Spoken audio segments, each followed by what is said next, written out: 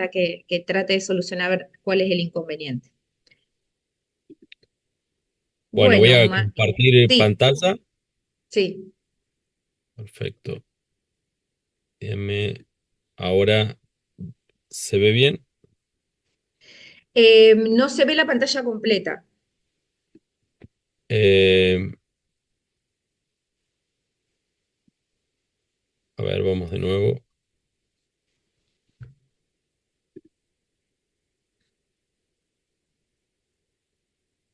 Ahí están pudiendo ver.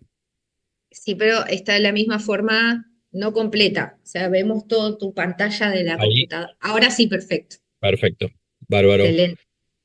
Bueno, gracias Carla una vez más por la invitación a este curso Pocus 1. Bueno, vamos a hablar de pericardiopatías en el área crítica, un tema a veces olvidado, este tema del pericardio, olvidado hasta que nos encontramos con una imagen así y la pregunta es, ¿qué hacemos, no? Y a veces, ¿qué hacemos ante la incertidumbre de cómo actuar en una situación tan crítica? Es saber realmente cómo está el paciente, si el paciente está estable hemodinámicamente, está lúcido, está con buenos signos vitales o el paciente está taquicárdico, hipotenso, con signos de mala perfusión. Eso cambia la historia, obviamente. Es por eso que la ecografía, volvemos a recalcar siempre en todos estos cursos, la ecografía point of care va de la mano de la situación clínica que tenga el paciente siempre. La propuesta de esta clase va a tener que ver con las pericardiopatías, o sea, las más frecuentes que tenemos y principalmente el derrame pericárdico, el análisis del derrame pericárdico y el manejo del taponamiento cardíaco. Eso es lo principal. Después lo que tiene que ver con pericarditis aguda, algunos puntos vamos a destacar, y lo que es pericarditis constrictiva no corresponde a este tipo de cursos ni enseñanza en ecografía point of care. Así que qué tengo que saber, para qué y cómo, ese es el objetivo, y de que ustedes tengan la capacidad para detectar un derrame y la fisiología de taponamiento en modo bidimensional. Y ustedes acá van a poder ver cómo hacemos la integración holística y clínica con la ecografía multisistémica, que es muy importante para que ustedes puedan llegar a un abordaje diagnóstico y el tratamiento correspondiente. Anatómicamente, el pericardio es importante conocerlo porque no es solo una membrana que envuelve al corazón, sino que también tiene muchísimas relaciones anatómicas importantes con los tejidos circundantes alrededor, a nivel del mediastino, con los nervios diafragmáticos, los nervios frénicos. Fíjense la relación íntima con el diafragma, los pulmones, los grandes vasos, cómo los envuelve.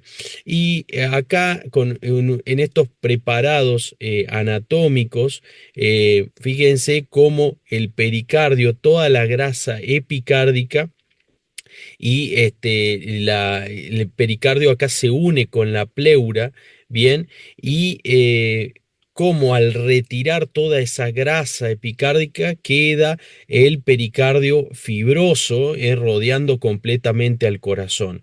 En esta tercera imagen vemos, al retirar ese pericardio fibroso, la íntima relación, o sea, cómo se continúa el pericardio con la adventicia de los grandes vasos, tanto aorta como arteria pulmonar, y hacia inferior con el tendón central del diafragma que está por aquí abajo. Y acá en esta imagen de cómo en este corte anatómico se permiten ver los recesos eh, a nivel del seno transverso que se encuentran, que están rodeando la arteria aorta a nivel superior, a nivel anterior y a nivel inferior, y es donde pueden acumularse líquido pericárdico y comprimir las cavidades en forma única, ¿no? Acá este esquema o esta ilustración permite ver que el pericardio no es solo una capa parietal y una capa visceral, ¿no? El pericardio eh, seroso se compone de una capa parietal y una capa visceral. Pero después tenemos el pericardio fibroso, bien, que es el que está continuo a la grasa epipericárdica, que es la que termina envolviéndose alrededor del corazón. Bien, y acá está en continuidad con este pericardio seroso, la capa visceral, directamente con la grasa epicárdica que luego hacia interior se continúa con el miocardio y el endocardio. Entonces, perdón, entonces ustedes van a ver esta imagen que tenemos las diferentes capas del pericardio, ¿no? Con la cavidad pericárdica donde se puede acumular, donde está el fluido pericárdico, unos 20 a 50 mililitros máximo que hay en la cavidad pericárdica, y los mecanismos inflamatorios que producen la inflamación local del pericardio y el acúmulo progresivo de líquido en la cavidad pericárdica, ¿no? Las funciones principalmente, ustedes lo que tienen que saber es que la función principal del pericardio es limitar la distensión de las cavidades cardíacas. Bien. Eh, Después tenemos obviamente las funciones de acoplamiento cardíaco, de relación presión-volumen entre ambos ventrículos, la función de sostén y protección del corazón, mantener la geometría del ventrículo izquierdo, la lubricación, formar una barrera inmunológica al paso de los microorganismos, tiene acción fibrinolítica. Ustedes saben que el hemopericardio producido no por causa traumática, sino, por ejemplo, por una causa tumoral, una causa de otro tipo inflamatoria o inclusive las pericarditis virales que hacen derrames hemáticos, cuando drenamos el líquido hemático, ese líquido no coagula. Este es por la acción fibrinolítica que tiene el pericardio. Y también en forma experimental ha servido como vehículo para la liberación de algunos fármacos. Bien, esta es la principal, limitar la distensión de las cavidades cardíacas. Las pericardiopatías son frecuentes en la práctica diaria, pero no hay datos epidemiológicos al día de hoy que sean fiables. Hay una escasa bibliografía y lo que sí sabemos es que el manejo multimodal con imágenes permite abordar al paciente y llegar a un diagnóstico etiológico, siempre centrándose en los hallazgos principales de la ecografía cardíaca, del ecocardiograma, con los posteriores estudios tomográficos y de resonancia. El diagnóstico de pericarditis aguda es clínico. No van a hacer un diagnóstico de pericarditis ecocardiográfico. Eso no existe. Tenemos cuatro pilares diagnósticos. El eco puede aportar un cuarto criterio que falte para hacer el diagnóstico, pero no es el esencial. Nosotros sabemos que hay pericarditis que se manifiestan con dolores típicos pericardíticos, con frote pericárdico y alteraciones típicas en el electrocardiograma, como el infradesnivel del segmento del segmento PQ. Bien, y también las alteraciones propias del segmento ST, como el supradesnivel difuso en todas las caras, en las derivaciones del plano frontal y horizontal. Y también un cuarto criterio, que es la aparición de un nuevo derrame pericárdico o el empeoramiento de un derrame previo. Bien, eso también es un criterio de diagnóstico de pericarditis. El brillo pericárdico, el aumento del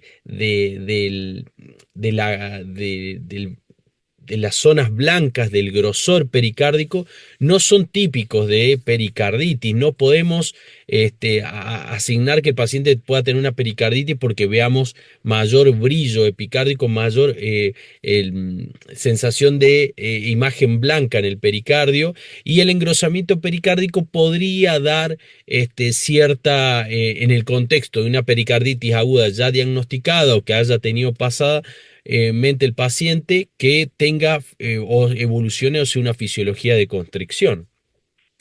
La ecocardiografía nos va a permitir confirmar o descartar el derrame pericárdico en el contexto de una pericarditis aguda, cuantificarlo y saber si tiene fisiología de taponamiento y ver la densidad de ese fluido, y obviamente tiene un valor pronóstico. Para el diagnóstico de derrame pericárdico debe haber más de 50 mililitros de líquido intrapericárdico para nosotros poder hacer el diagnóstico de derrame pericárdico, visualizarlo en el eco y hacer el diagnóstico, ¿no?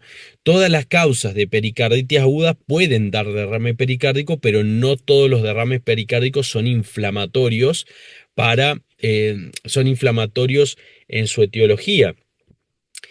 Puede constituir un hallazgo, ustedes estén haciendo un examen POCUS y ser un hallazgo diagnóstico nada más. Y lo más importante es saber qué repercusión clínica, que está generalmente asociado a la velocidad de acumulación de ese líquido. Y el eco, ustedes tienen que saber que tiene una precisión del 100%, se tiene una alta sensibilidad y especificidad para diagnóstico de derrame pericárdico. Y acá voy a ejemplificar esta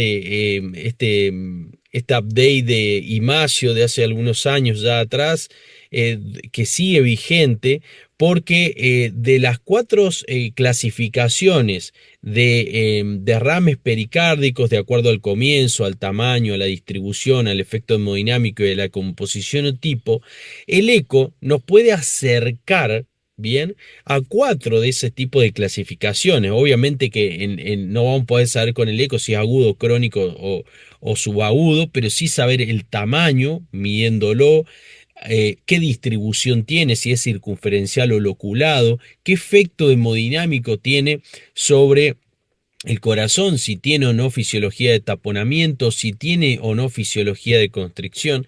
Y de acuerdo a las características ecográficas que veamos,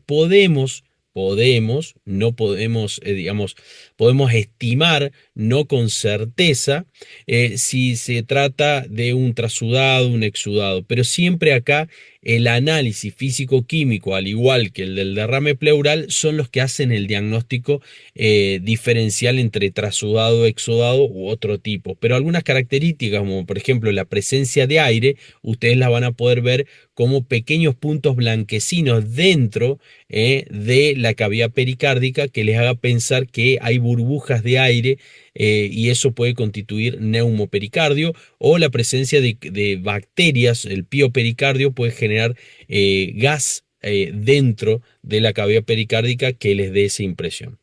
Entonces el rol del ultrasonido va a ser confirmar el derrame pericárdico, ver el volumen para saber la severidad y la distribución, hacer una aproximación diagnóstica, porque ustedes con el eco no solo van a ver el derrame pericárdico, a lo mejor en el contexto de un paciente que hace un dolor torácico y hace alteraciones electrocardiográficas y les hace elevación de troponina, ustedes no van a saber si el paciente tuvo un infarto que se complicó con un derrame pericárdico o tuvo una miocarditis con una pericarditis con derrame pericárdico. Entonces, en ese sentido, ustedes van a poder encontrar en el paciente con infarto, posiblemente, de acuerdo a los antecedentes que tengan, a la evolución, a los factores de riesgo arterioscleróticos y la presencia de trastornos segmentarios de la contractilidad.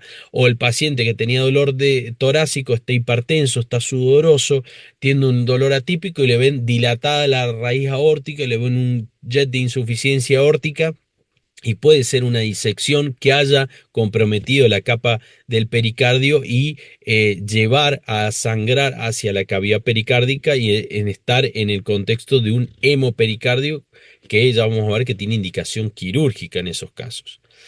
Nos va a servir para hacer, obviamente, la guía de la pericardiocentesis. Eso es obvio que hoy en día lo hacemos ecoguiado. Los criterios Weisman establecieron que de acuerdo al grosor que yo mido en telediástole, bien, puedo estimar aproximadamente el volumen. Si es apenas un despegamiento sistólico, es un derrame pericárdico trivial. Si tengo hasta 10 milímetros de espesor en telediástole, el volumen se aproxima hasta unos 100 mililitros. Si supera los 10 milímetros, pero es menos de 20, estamos en un derrame de entre 100 y 500 mililitros. Y si es un derrame de más de 20 milímetros de espesor, corresponde a un derrame grave de más de 500 mililitros de volumen. Obviamente que si se suma compromiso hemodinámico, estamos hablando de ya un taponamiento cardíaco. Entonces acá es como se aplican los criterios de Weisman. Fíjense que solo sirve para aquellos derrames homogéneos, o sea, circunferenciales, ¿bien? Tenemos el grosor del pericardio acá aproximadamente entre 15 y 20 milímetros, por lo cual correspondería en esta paciente a un derrame pericárdico moderado. Esto permite una valoración semi-cuantitativa, pero sí es importante hacerlo porque les va a permitir hacer un seguimiento. O sea, si ustedes lo midieron a la mañana y de repente a la noche lo colocan en transductor en la misma posición y hacen las mismas medidas y ven que esas medidas realmente aumentan, bueno, van a poder tener una panorámica de cómo va la evolución y que ese paciente se van a anticipar para la pericardiocentesis o van a estar preparados y no van a estar a las corridas. Fíjense, un derrame pericárdico leve, como vemos pequeños acúmulos acá a nivel posterior, acá a nivel anterior en un parasternal eje largo no lo veo. Este es un eje corto a nivel de músculos papilares donde veo un derrame pericárdico prácticamente con despegamiento sistólico y acá en el cuatro cámaras circunferencial en las cuatro cámaras pero leve, ¿no? Grosores menos de 10 milímetros. Acá cuando el grosor, fíjense cómo por la gravedad se acumula más a nivel posterior que anterior, ¿no? Pero acá el grosor ya supera casi los 10 milímetros de espesor. Estamos hablando de un derrame pericárdico moderado. Acá también tiene algunos pequeños tabiques de fibrina. Bien, acá también está circunferencial y tiene un leve efecto a nivel de la aurícula derecha. Eso ya lo vamos a ver enseguida. Y fíjense un derrame severo, cómo compromete circunferencialmente a las cavidades en las diferentes vistas y cómo colapsa la pared libre del ventrículo derecho en esa situación. Ahora, acá está ejemplificado en este clip de video cómo el pericardio cumple una función de sostén de las cavidades cardíacas. Y fíjense que prácticamente este corazón se encuentra suelto dentro de este saco pericárdico totalmente inundado de líquido y se encuentra como bailoteando. Eso es lo que se llama swinging heart. No es sinónimo de taponamiento cardíaco, sí es un derrame pericárdico severo.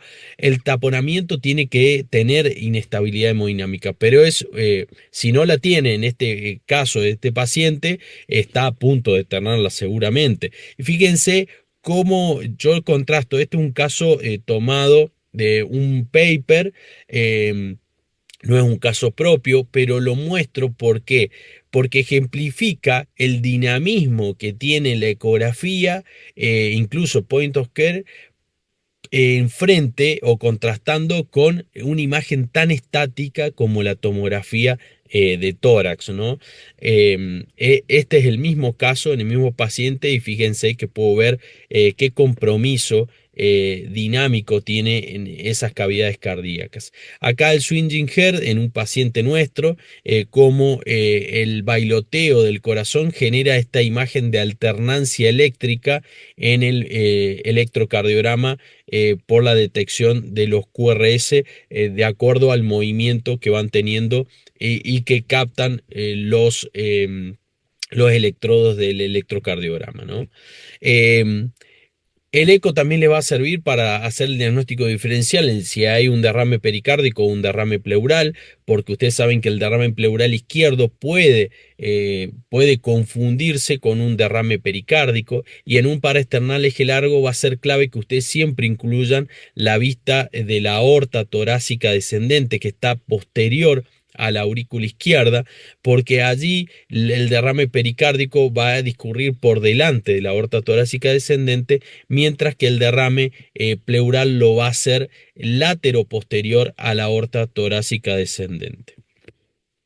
En un subcostal de 4 cámaras, fíjense acá están ejemplificadas las 4 cámaras cardíacas, vemos cómo el ligamento falciforme o redondo del hígado nos va a hacer pensar que si hay una imagen anecogénica acá, corresponde a fluido ascítico y no fluido pericárdico. Bien, entonces cuando ustedes estén en un subcostal y vean algo anecogénico alrededor del corazón, busquen si no se trata de derrame peritoneal, o sea, de ascitis, y busquen este elemento que es el ligamento falciforme o redondo del hígado. En esta imagen es como yo puedo ver los 3 tipos de líquidos: acá el ligamento falciforme, el líquido ascítico, el derrame pericárdico rodeando el corazón, y acá el derrame pleural rodeando una consolidación en el lóbulo inferior izquierdo. Vamos a ir de nuevo, fíjense, perdón, vamos nuevamente. Fíjense, derrame ascítico, derrame pericárdico y acá derrame pleural con la consolidación pulmonar. Esto es a una maniobra de balanceo en una imagen subcostal, y voy desde el hígado mirando al hígado y voy haciendo como un paneo y me voy hacia el lado izquierdo como queriendo visualizar el vaso o la base pulmonar izquierda.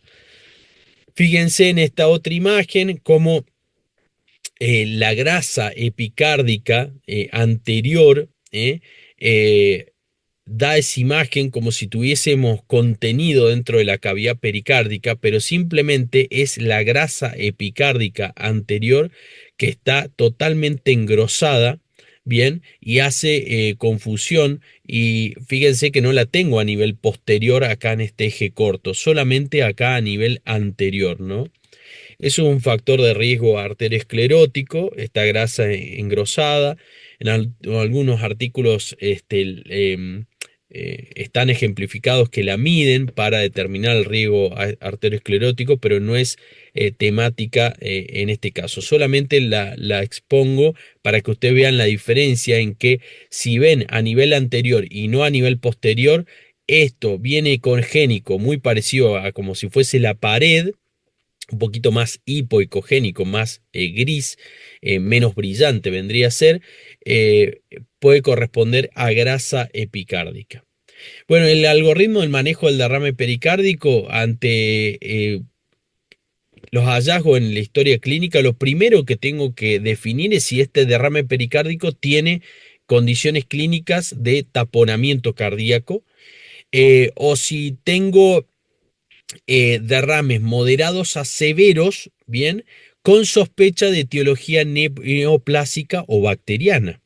En ese caso, en esas 3 condiciones, taponamiento cardíaco, derrames moderados a severos con sospecha de etiología bacteriana o neoplásica, debo practicar pericardiocentesis.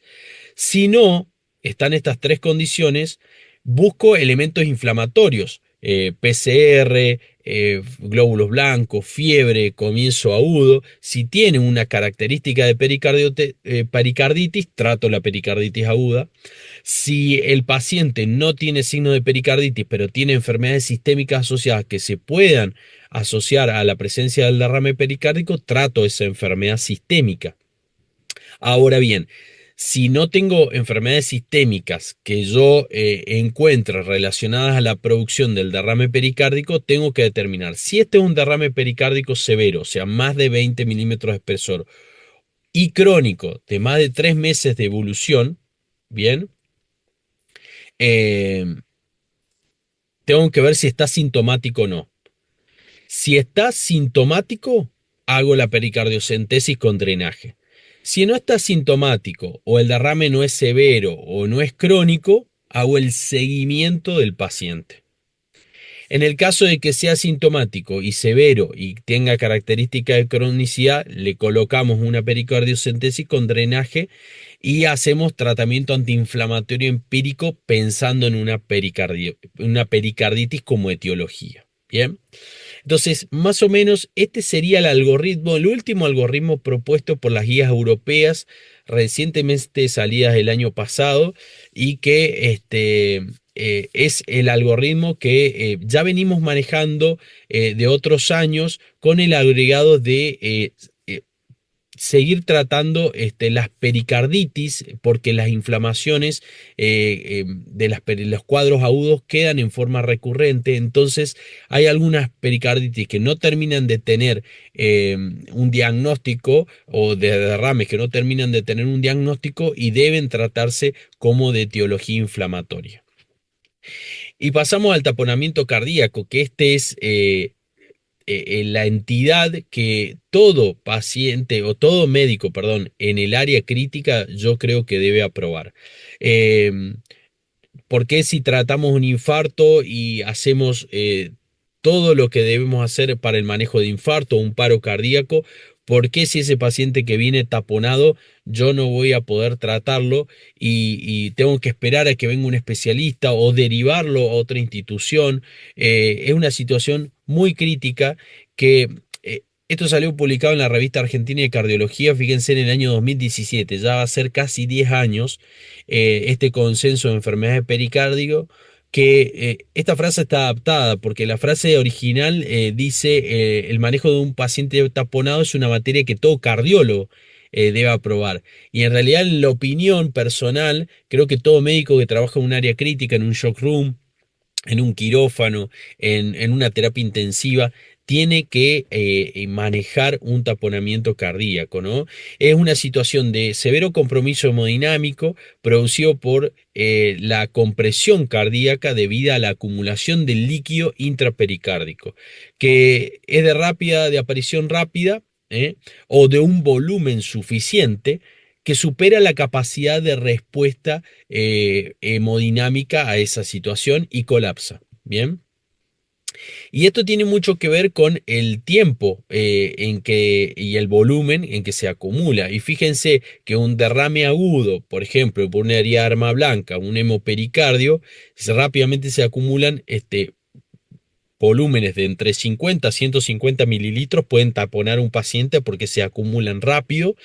eh, Rápidamente se rompe el límite de estiramiento pericárdico porque no estaba acostumbrado ese pericardio a tener líquido más de los 20 mililitros de fluido normal. Rompe la capacidad de estiramiento y él se tapona al paciente.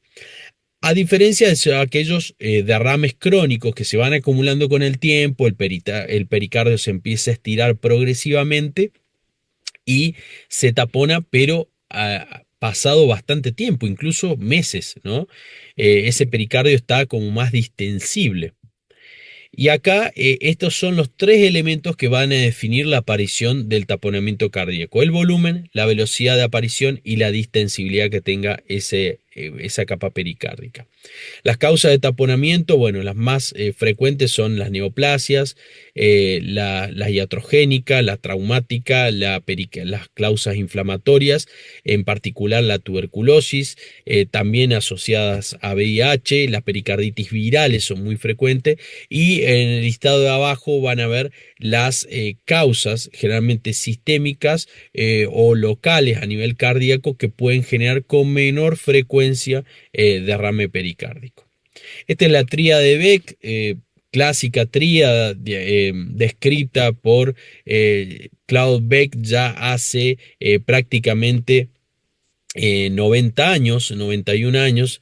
Fíjense que eh, esta tríada eh, puede estar presente, pero su ausencia no descarta pericardio, ¿no? La ingurgitación yugular, la ausencia de ruidos cardíacos o los ruidos cardíacos hipofonéticos, la hipotensión, incluso algunos describen también la oligoanuria, pueden estar presentes y identificar el taponamiento cardíaco en un paciente con esa sospecha, pero su ausencia no lo descarta.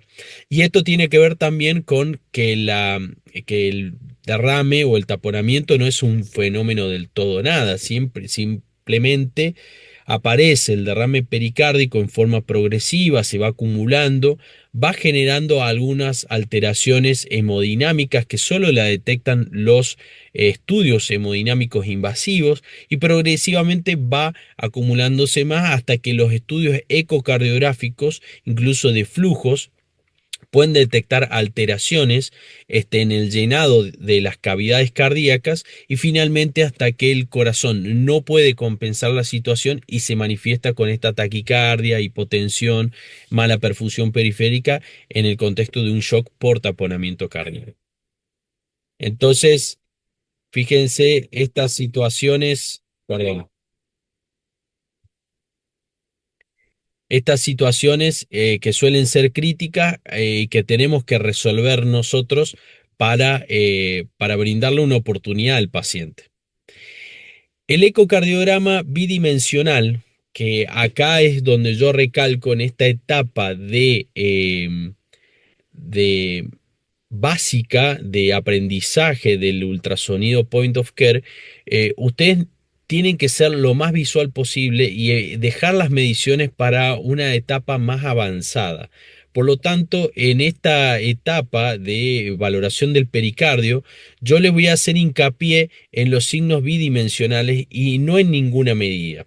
Y tenemos signos de elevaciones de las presiones de intrapericárdicas y de llenado cardíaca y signos de interdependencia bioventricular exagerada.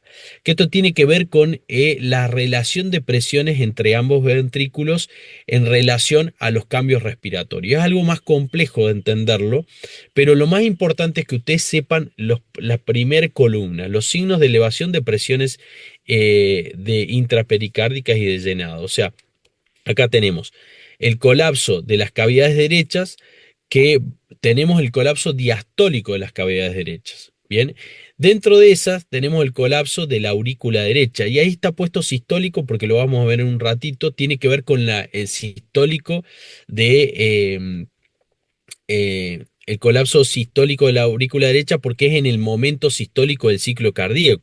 Pero en el momento sistólico del ciclo cardíaco la aurícula está en diástole, por lo cual eh, eh, en realidad yo tengo que medir la diástole auricular específicamente, ¿bien?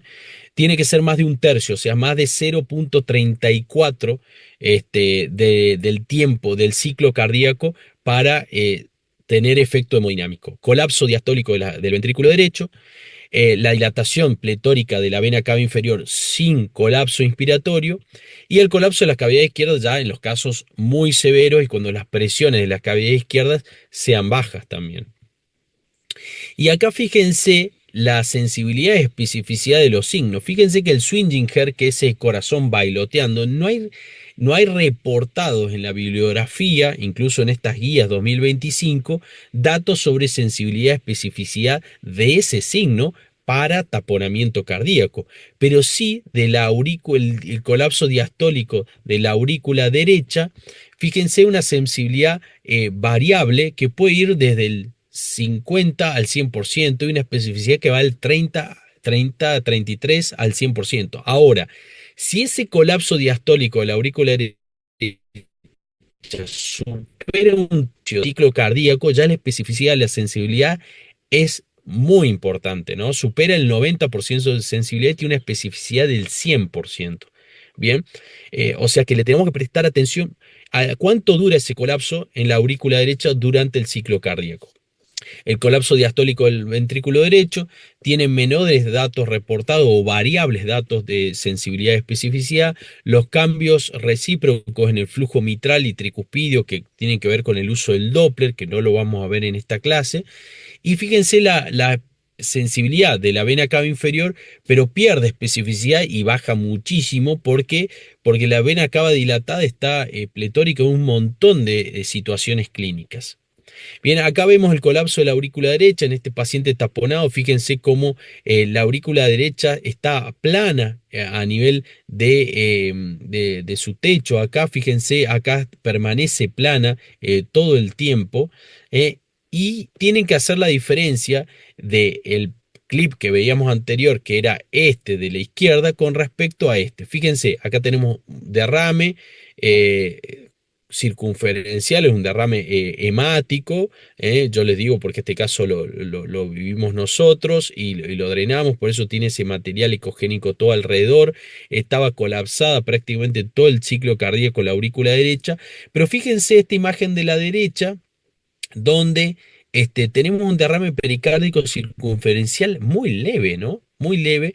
Y esto que parece un colapso de la aurícula derecha tiene que ver con una contracción enérgica. O sea, la aurícula durante la sístole, fíjense acá, vamos a tratar de, fíjense, durante la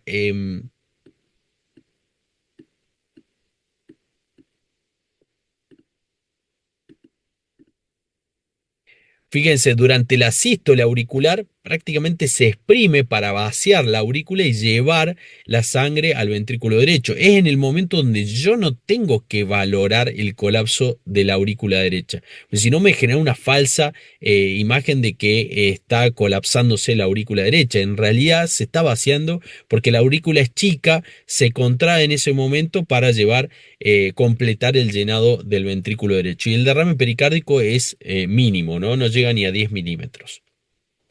El área más compresible del ventrículo derecho a nivel del tracto de salida del VD. La ausencia en los casos de hipertrofia del ventrículo puede estar ausente, digamos, el colapso del ventrículo derecho en los casos de hipertrofia del VD. Bien. Fíjense, acá tenemos el derrame hemático que les decía yo, ahí cómo comprime el ventrículo derecho. Acá tenemos estos pequeños puntos blancos que evidencian aire.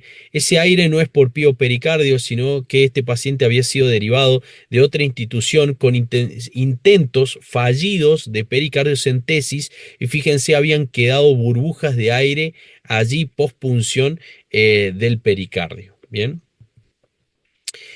Acá es como la ausencia de colapso de las cavidades derechas, no en este caso, porque en este caso tiene colapso de las cavidades derechas, tiene un valor predictivo negativo para taponamiento clínico de más del 90%. O sea, que yo no vea colapso de las cavidades derechas y veo un derrame pericárdico, me va a decir, che, tiene el 90% de posibilidades que no se acompañe, que no esté taponado el paciente. Entonces, ya me va a dar tiempo como para tratar ese derrame pericárdico y estar atento si lo tengo que drenar. Pero en ese momento lo más probable es que el paciente no esté taponado si no tiene colapso diastólico de las cavidades.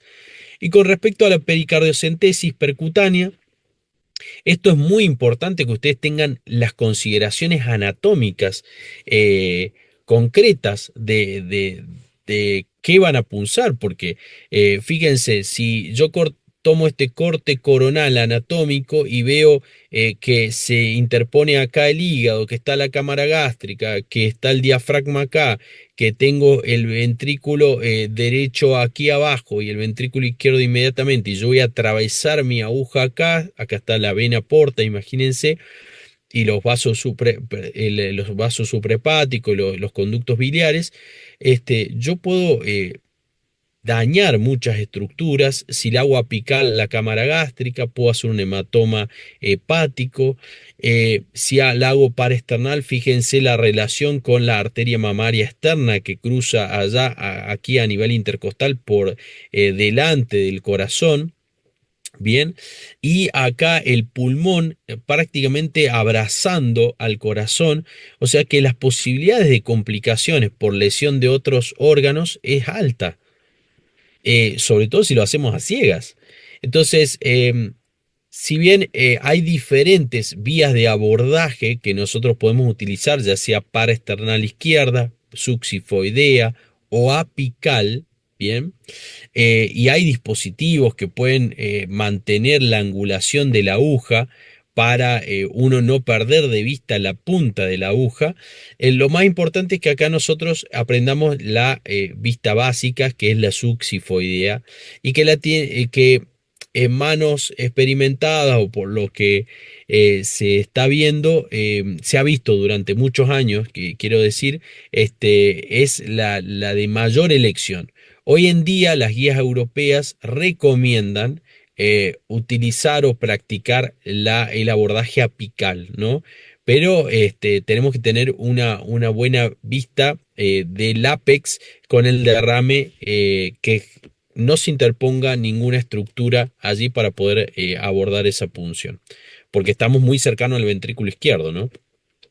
Esto se describe como una técnica sencilla que es, obviamente se hace a la cabecera del paciente, la hacemos dinámica en tiempo real. Acá no sirve la técnica estática, o sea, yo verlo con el eco y marcar dónde tengo que punzar, eso no sirve porque es igual que hacerlo a ciegas.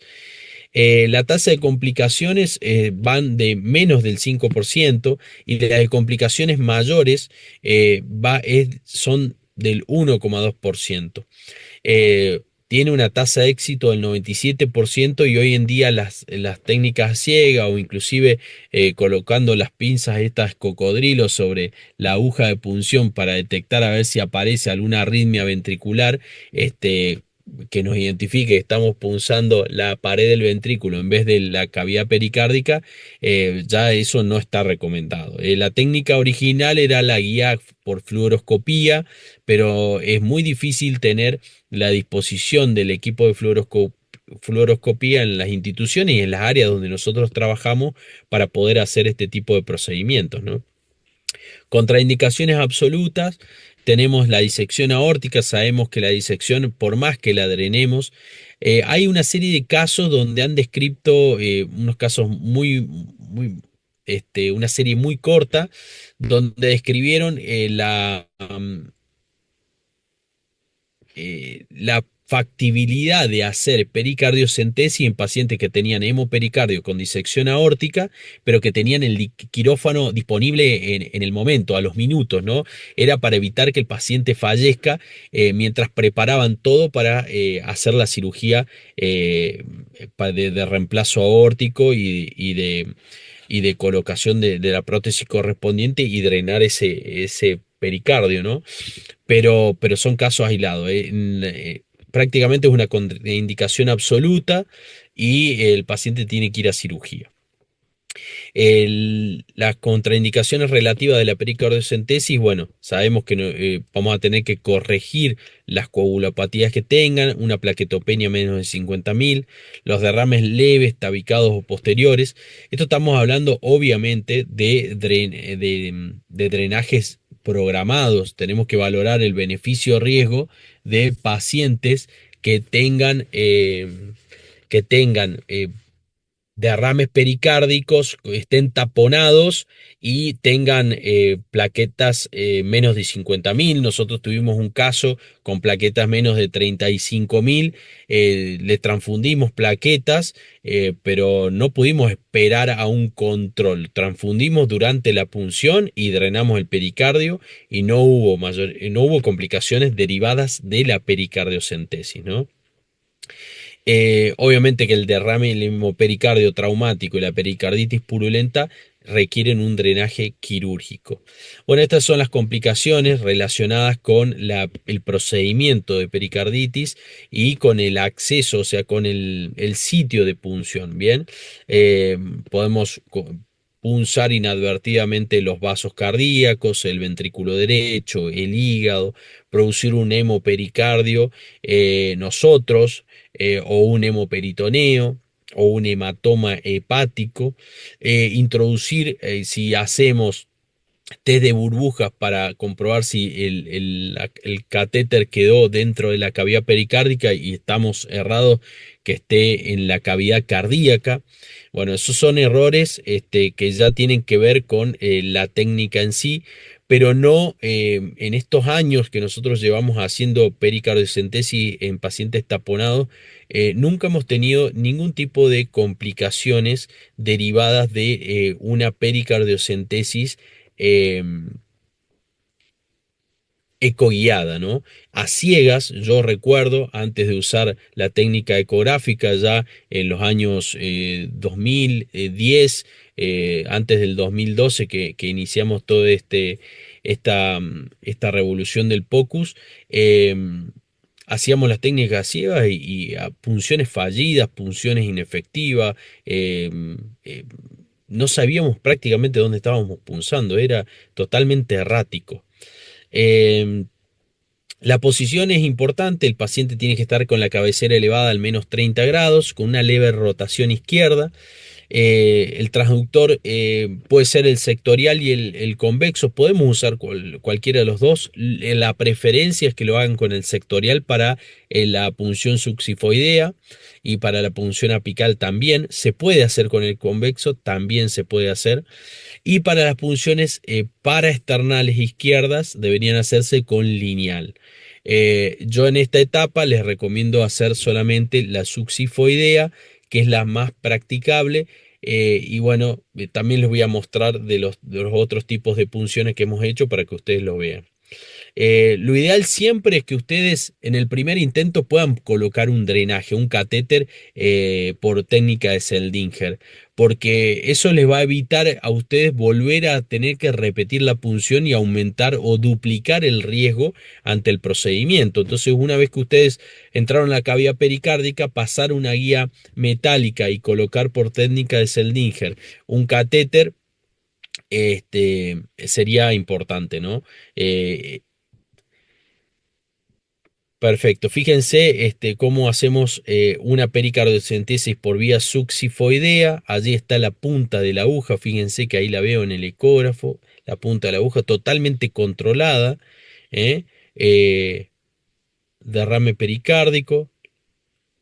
Bien. Era un derrame pericárdico por una pericarditis viral. Derrame hemático. Bien, ver tuberculosis dio negativo, tumoral todo negativo. Esta mujer a los 2 meses hizo una resonancia cardíaca, no había ninguna lesión residual ni ninguna lesión estructural cardíaca que nosotros sospecháramos y otra etiología que no fuera la viral, ¿no? Esta paciente había hecho un cuadro de gastroenteritis aguda con un cuadro febril y a la semana empezó con un dolor torácico y progresivamente disnea y esa inestabilidad.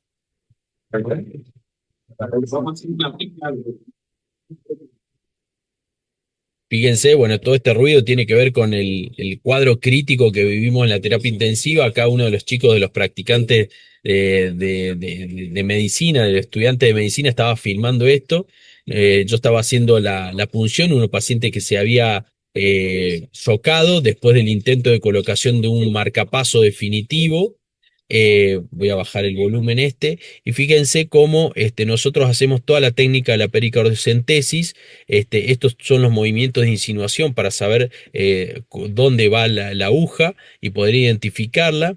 Y acá fíjense que yo tomo sangre. eh, Esa sangre luego identifico en el video. Ya van a ver que pongo acá. Fíjense que yo paso la guía de alambre. Bien. Acá bien, yo saco la jeringa para ver que no venga sangre pulsátil. Paso la guía de alambre, paso el dilatador, paso el catéter y luego compro el catéter que venga también sangre no pulsátil. Y fíjense cómo después de haber drenado toda esta lámina negra que está acá, que era un hemopericardio, ¿eh? Le dejamos el catéter, la paciente estaba chocada, ventilada, con noradrenalina, estaba la bomba de infusión allí. Esto fue ya en el año 2019, recuerdo. Este, Fue un caso muy impactante porque a la mujer le dejamos el catéter colocado, fuimos sangrando progresivamente de a 100 centímetros cúbicos cada 30 minutos, para evitar lo que ya les voy a contar que hay que evitar. Y la extubamos a las 6 horas y la paciente a los 4 días se fue de alta sin ninguna complicación. Obviamente que el cable del marcapaso se lo pudo colocar, se terminó el procedimiento y la paciente se fue con el marcapaso colocado y sin taponamiento. Esta es una valoración preprocedimiento de una pericardiocentesis paraesternal izquierda. Fíjense cómo el transductor lineal permite identificar allí las líneas pleural. Voy a poner en pausa acá. Línea pleural, costilla, línea pleural, línea A, la sombra costal, bien. Acá viene la cavidad pericárdica, el espacio intercostal, acá viene el pericardio visceral adicionado al epicardio cardíaco, y esta es la cavidad pericárdica en un paciente que estaba taponado. Obviamente que tenía un grosor menor anterior y mayor a nivel posterior, ¿no? Acá está el transductor sobre la piel, esto es la pared anterior del tórax, había ya ese más de 10, acá teníamos, fíjense, más casi 15 milímetros de espesor a nivel anterior, imagínense lo que había a nivel posterior, ¿no?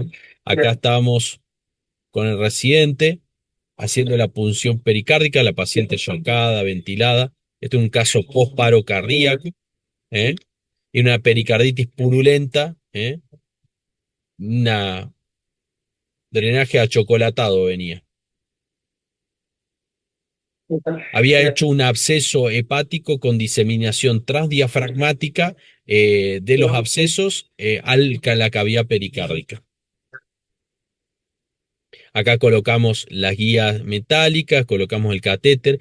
Ustedes van a decir, Doc, pero este tendría que ir al quirófano. Después del paro cardíaco, ningún cirujano ni anestesista nos aceptaba a esa paciente meterla a quirófano, así que tuvimos que colocarle el drenaje por esa vía. Y luego hicimos test de burbujas para identificar, ahí estaba, fíjense, el catéter, inyectamos el suero agitado, y vemos cómo se ven las burbujas dentro del contraste, digamos, dentro de la cavidad pericárdica. Y después de drenar progresivamente 400 centímetros cúbicos, como prácticamente no había derrame a nivel anterior. Ahí quedó colocado el catéter por vía anterior, y esto es como quedó el pericardio luego progresivamente. Se estabilizó hemodinámicamente. Eh, Esto es una pericardiocentesis por vía apical. Fíjense, yo estoy a nivel del choque de la punta con el transductor allí, bien, insinuando con la jeringa, y acá va entrando la aguja de punción. Prácticamente, fíjense, yo tengo el ventrículo izquierdo del ápex allí, o sea que es una punción riesgosa, no es lo mismo punzar el BD que el BI, ¿no? O sea, esto es complicado, por eso le digo que la elección yo creo que sería inicialmente la succifoidea en una etapa básica. Fíjense acá, vamos colocando el dilatador. Voy a adelantar un poquito el video. Bien. Y acá como queda el drenaje puesto, ya sacamos líquido, ahí tenemos el catéter, el paciente despierto, lúcido, era un derrame hipotiroideo, que el paciente cada vez que se paraba hacía síncope, se sincopaba, estaba con una bradicardia de 45 latidos por minuto sinusal, con una TSH indetectable. Obviamente que hubo que hacerle tratamiento con levotiroxina en agudo, y drenar el pericardio hasta que se estabilice. Fue un caso muy lindo, el paciente coronario severo, pero vive. Fíjense, miren, ahí teníamos el líquido seroso del pericardio que estaba, bueno, recién pasó por ahí. Este era otro caso. Para arriba, mirá, no estoy tocando el desde la apical, miren el swinging heart y todo el saco pericárdico. Viene el saco pericárdico, ¿bien? Viene un hemopericardio. Tenelo ahí, tenelo ahí. Saca la jeringa, toma, pone la guía.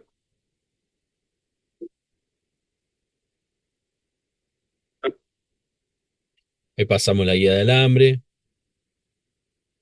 pasamos el dilatador. Esta era una rotante de otra institución que tuvo la oportunidad de hacerlo. Y fíjense, ahí hacemos el suero agitado. Miren cómo el suero agitado contrasta toda la cavidad pericárdica alrededor del corazón, y eso identifica que nosotros no habíamos punzado las cavidades cardíacas. Así que esto fue un caso muy... Esta paciente estaba en shock, en fallo multiorgánico, distresada, tenía una cardiopatía congénita, y estaba pronada la paciente. La tuvimos que supinar porque nosotros haciéndole en decúbito prono el ecocardio a través del lado izquierdo, pudimos ver que había todo este derrame, así que la supinamos, vimos que la inestabilidad hemodinámica, o sea, el shock era por el taponamiento y nos vimos obligados a punzarla. La paciente evolucionó muy mal, con fallo multiorgánico, falleció a las 48 horas. Pero bueno, se intentó todo y se vio este derrame pericárdico. Cuando ustedes van a drenar un pericardio, sobre todo en un paciente taponado, sobre todo en aquellos pacientes con disfunción ventricular previa, con cardiopatía isquémica, con disfunción del ventrículo derecho, con cardiopatía previa, traten de evitar drenar en un solo tiempo más de medio litro. ¿Por qué? Porque eso va a hacer que si yo remuevo el líquido pericárdico que estaba alrededor del corazón, ¿qué va a hacer? El líquido pericárdico acumulado a presión que evita que se llenen las cavidades cardíacas, que la precarga se produzca. Si yo lo libero de la presión del líquido intrapericárdico, lo que pasa es que llega rápidamente el llenado, o sea, la cava llena la aurícula derecha llena el ventrículo derecho se sobrecarga, agudamente desplaza el septum interventricular hacia el lado izquierdo, produciendo una disminución del volumen de la cavidad del ventrículo izquierdo y una disminución del jet hacia la aorta, o sea, del gasto cardíaco. Por lo tanto, va a producir una disfunción biventricular con un cuadro de shock y además, como el corazón, el lado izquierdo está reducido en volumen, no va a poder recibir lo que le llegue a través de la aurícula izquierda y va a aumentar la presión en forma retrógrada y producir un edema de pulmón. Entonces, estos pacientes hacen fallo biventricular agudo derecho e izquierdo con edema pulmonar debido a la descompresión brusca de la cavidad pericárdica de un taponamiento.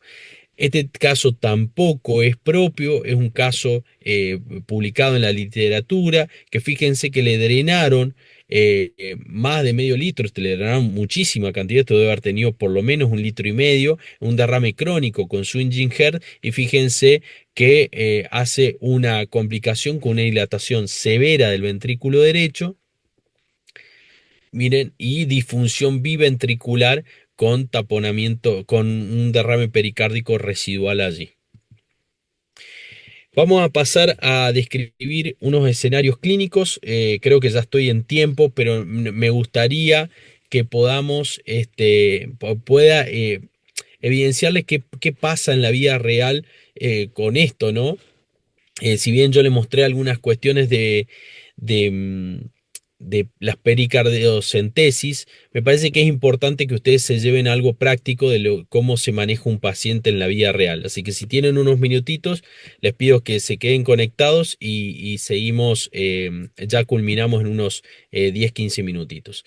Este paciente es un masculino de 56 años, tabaquista severo, fue estudiado en una provincia vecina por derrame pleural izquierdo. Este paciente le hacen una toracotomía con drenaje y le hacen una segmentectomía del lóbulo inferior izquierdo porque tenía una lesión sospechosa de tumor de pulmón, que una primera biopsia dio negativo, pero seguían teniendo la sospecha de malignidad. No tenía fiebres ni equivalentes, no tenía tos, pero el hombre a las semanas evoluciona con un dolor torácico, con disnea, y ya se viene a Córdoba. Nosotros lo recibimos en el Hospital Misericordia. Este paciente entró taquicárdico, saturando 99%, estaba hipertenso inclusive, fíjense la taquipnea de 35 respiraciones por minuto. Y miren el paciente, ¿no? El paciente tenía la cicatriz de la toracotomía hecha, edemas en miembros inferiores, ingurgitación yugular pletórica, sin colapso inspiratorio. Fíjense, estaba con el barbijo puesto porque era época de COVID, no, no tenía oxígeno, saturaba bien, pero tenía esa sensación de disnea y dolor torácico asociado a esta taquicardia y taquipnea, ¿no? Eh, como el paciente vino por disnea, nosotros qué hicimos, aplicamos el protocolo de Blue, que es el protocolo para manejar paciente con disnea de origen desconocido. Entonces, fuimos a buscar el lang sliding en los puntos Blue superior. Fíjense, acá en el derecho teníamos sombras costales, línea pleural, líneas A de aire, un perfil aireado en el blue point derecho, o sea, en el vértice del pulmón derecho, pero fíjense en el izquierdo, no tenía sliding, tenía una línea A acá, pero tenía una banda de línea B, o sea, que si ustedes van al protocolo Blue, le dicen, bueno, no tengo, tengo línea A, tengo línea pleural, línea A y no tengo sliding, digo neumotórax, pero yo sé que una línea B en ese espacio intercostal me descarta la presencia de neumotórax y me hace sospechar que esa pleura puede estar fusionada. Y si yo en el contexto veo que el paciente fue operado, fue manipulado, digamos, con un abordaje quirúrgico de ese pulmón, muy posiblemente tenga adherida la pleura y esa adhesión pleural no me permite el sliding. O sea que es, no, y la línea B también me está diciendo que no hay neumotórax allí. Voy a pasar a describir los blues inferiores y en el pulmón derecho seguía con sliding y líneas A y en el pulmón izquierdo fíjense que había un mínimo sliding apenas, pero y teníamos pulso pulmonar y bandas de líneas B que me descartaban neumotora y ya estaba viendo en el espacio intercostal por debajo, imagínense, estamos hablando blue point inferior izquierdo, ¿no? Acá ya veía algo que se movía y algo negro alrededor, ¿no? En los PLABs tenía irregularidad de la línea pleural con algunas bandas de líneas B en la base del pulmón derecho y fíjense en el pulmón izquierdo toda la base. Esto es el diafragma, ahí está el vaso, tenía una leve cantidad de líquido periesplénico y acá había toda algo de derrame como organizado con una consolidación allí en la base del pulmón izquierdo, en el lóbulo inferior izquierdo. Entonces, tenía un perfil A. Fui a hacer A del lado derecho, ¿no? Del lado izquierdo tenía un perfil AB, vendría a ser. Y el paciente también era se sospechaba algo tumoral, venía con disnea, taquicardia. Si bien no tenía desaturación, no podría descartar una embolia de pulmón, así que fuimos a hacer el examen miembros inferior. Fíjense a nivel femoral, no teníamos colapso, no teníamos trombo en todos los vasos femorales. Entonces me posicioné, o nos posicionamos con el equipo ahí que lo asistimos inicialmente, y tenía. em, Nos daba para un perfil A, B o C que corresponde a neumonía sobre el protocolo flu, pero el paciente no tenía fiebre, no tenía elevación de glóbulos blancos y si vamos a hacer el análisis de esta imagen, acá teníamos el pulmón atelectasiado, ¿no? El derrame, como está acá, el diafragma y el vaso. Y si lo ponemos en oblicuo al transductor, vamos a ver que teníamos el pulmón atelectasiado acá había algún derrame con otra densidad. Acá estaba la cavidad, que ya vamos a ver, esto es la cavidad pericárdico, este es el corazón latiendo, esto es el derrame pericárdico, pero había algo denso acá que nos llamaba mucho la atención, ¿no? La base del pulmón izquierdo. Y vamos a hacer el análisis cardíaco y fíjense, nos encontramos con este corazón también prácticamente en swinging heart, con colapso de la aurícula derecha, diastólico, colapso del ventrículo derecho. Viene la cava pletórica prácticamente igual a la yugular, fíjense, igual, colapso pletórico sin, perdón, dilatación pletórica sin colapso. ¿Y acá qué hacemos? ¿Le hacemos una toracocentesis al paciente para ver qué era ese derrame? ¿Le hacemos pericardiocentesis para drenar el derrame pericárdico? Si el paciente no tenía hipotensión, tenía disnea, tenía taquicardia, taquinea, estaba bien perfundido, como signo, como signo de ausencia de shock, digo.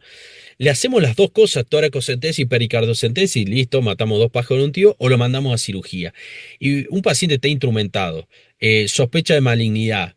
Ya sabemos que un derrame pericárdico en taponamiento con sospecha de malignidad, la indicación es más que quirúrgica, ¿no?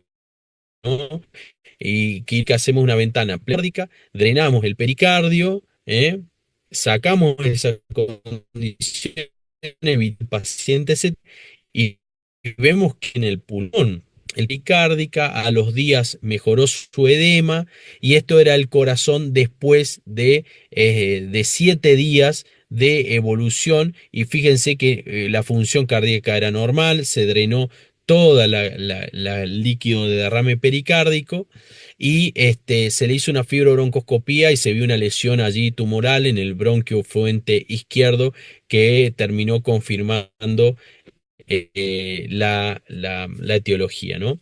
Esta paciente es una paciente de 28 años, en ese momento embarazada, un embarazo de 22 semanas.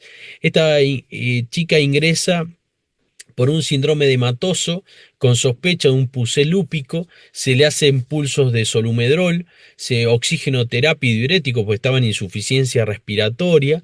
La chica en la evolución hace dolor torácico severo, hace disnea, hipohipertensión, fiebre y PCR elevada como signo de falta de respuesta a los corticoides en pulsos, ¿no? La chica, esa inestabilidad en las presiones hace que se la tenga y la insuficiencia respiratoria hace que se la tenga que intubar y que tenga inestabilidad en la presión tras la sedación y la ventilación mecánica positiva, que eso muy frecuentemente les pasa a los pacientes cuando los intubamos.